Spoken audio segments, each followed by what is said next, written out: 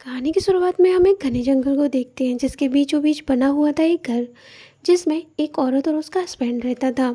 यहाँ पर वो औरत एक नेकलेस पहनी हुई थी जो कि उसे जंगल में मिला था। तो उसका पति कहता है ये तो बहुत महंगा बिकेगा, लेकिन वो औरत उसे बेचने से मना कर देती है और कहती है उसे अपने पास रखेगी। तभी उसका हस्बैंड थोड़ी देर के लिए बाहर जाता है, लेकिन तभी उसे अचानक से एक डरावनी आवाज़ सुनाई देती है। वो शोर देखता है तो उसे चमकती हुई आंखें दिखाई देती हैं। थोड़ी दूर जाने पर वहाँ पर डस्टबिन के डिब्बे गिरे हुए थे। इसके बाद वो फिर से देखता है तो वहाँ दो आंखें चमक रही होती हैं। तभी वो अपनी पत्नी को आवाज़ लगाता है कि वो बाहर ना आए, और ये कहकर वो जंगल की ओर निकल जाता है।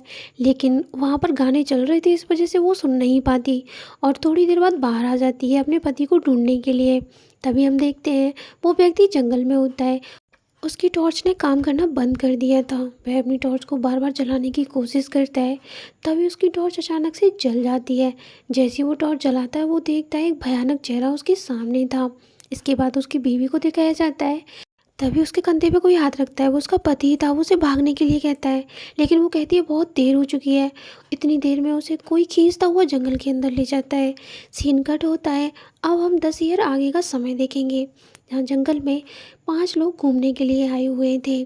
जब वो एक दुकान पर सामान लेने के लिए जाते हैं और दुकानदार को पता चलता है कि ये उस जंगल में जा रहे हैं, तो दुकानदार कहता है कि तुम वहाँ मत जाओ, क्योंकि वहाँ बिगफुट नाम का एक मॉन्स्टर रहता है। लेकिन वो लोग नहीं मानते और एक केबिन में पहुँच जाते हैं।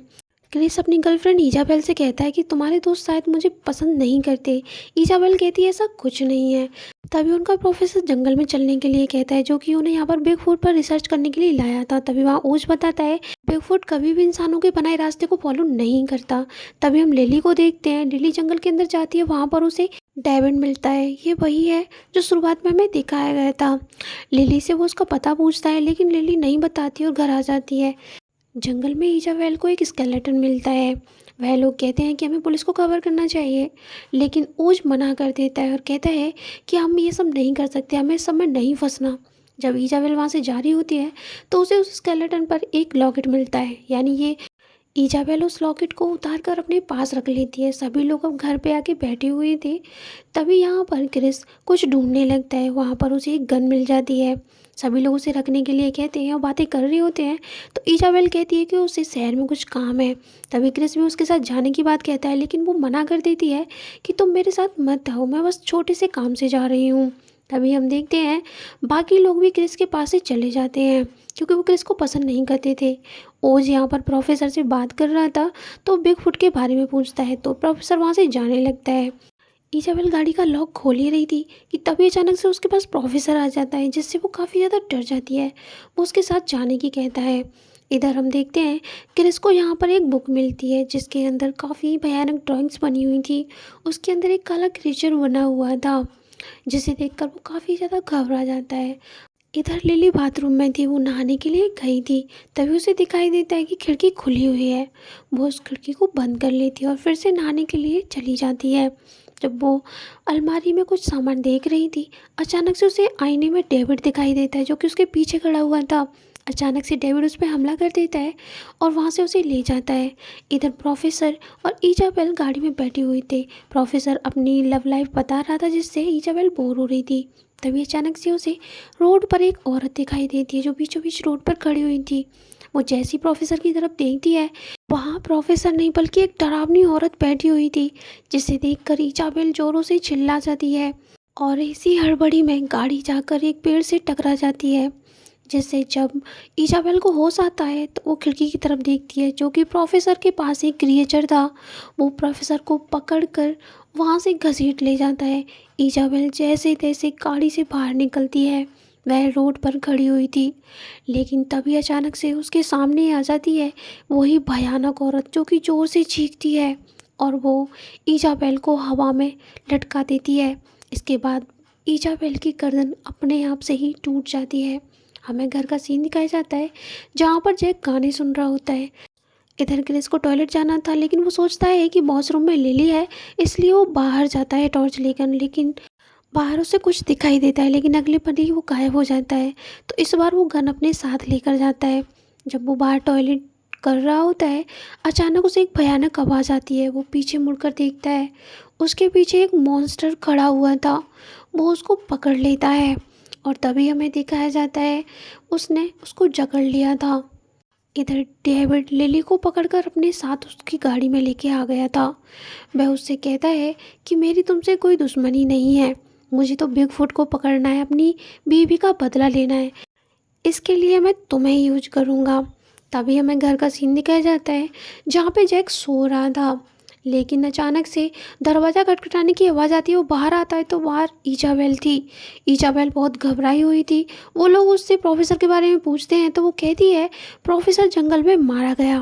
वो सब लोग जंगल में जाते हैं तो वहाँ उन्हें क्रिस मिलता है जो कि झाड़ियों से झगड़ा हुआ था। क्रिस जब वो उठाकर ला रहे थे तो उन्हें दिखाई देती है प्रोफेसर की बॉडी, जो कि ईजाबेल इशारा करके बताती है, जो कि काफ़ी खतरनाक तरीके से लटकी हुई थी। इसके बाद सभी लोग घर आ जाते हैं और बातें कर रहे होते हैं। यहाँ पर ओज बताता है कि यहाँ पे बिगफुट रहता है लेकिन वो ऐसे किसी को नहीं मारता।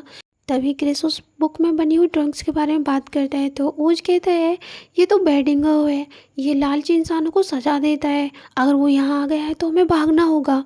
लेकिन तभी यहाँ पर इजाबेल को कुछ होने लगता है, वो अजीब सी आवाज़ें निकालने लगती है। इधर हम देखते हैं लिली को डेविड ने पेड़ से बांध दिया था और खुद उस पर निशाना लगा के बैठा हुआ था।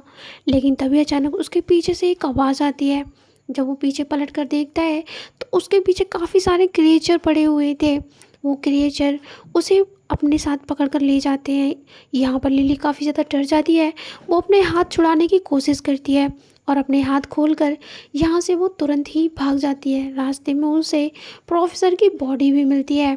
इसके बाद हम देखते हैं यहाँ इजाबेल रात में सो रही थी, उसे अजीब आवाज़ें आती हैं तो वो लाइट जला लेती है जिससे वो आवाज़ें बंद हो जाती हैं। तो वो लाइट जलाकर ही सो जाती है। लेकिन थोड़ी देर बाद ही लाइट चली जाती है और हम उसकी परछाई देखते हैं दीवार पर। उसके सिर पर सींग उगे हुए थे।